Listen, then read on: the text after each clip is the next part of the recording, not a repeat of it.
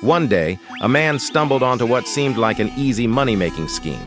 All he had to do was pretend to be blind.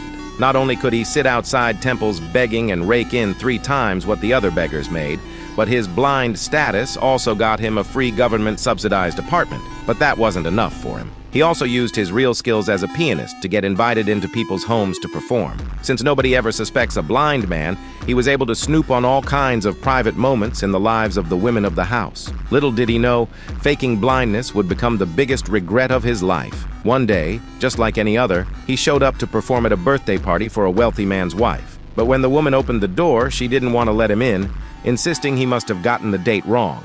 Arun, however, had already taken a deposit from the husband, with a hefty balance due after the performance. There was no way he'd mixed up the date. As they went back and forth arguing, the commotion drew the attention of a nosy, elderly neighbor. Not wanting to make a scene, the woman reluctantly let Arun inside. After confirming he really was blind, she finally relaxed and let him start playing. But he'd barely played a few notes when he got the shock of his life. There was a dead body lying right there in the living room. Suddenly, it all made sense why the woman hadn't wanted to let him in. He couldn't afford to show any sign of panic, though, so he made an excuse about needing to use the bathroom. He figured a moment alone would help him pull himself together, but he had no idea what was waiting for him. The killer was right there behind him, gun in hand. Terrified, Arun didn't dare make a single wrong move, knowing that if they figured out he could see, he'd be silenced for good. On his way back through the living room, he finally got a good look at the victim. It was the wealthy husband himself. His heart was pounding out of his chest, but he had no choice but to keep his cool and go on playing the piano.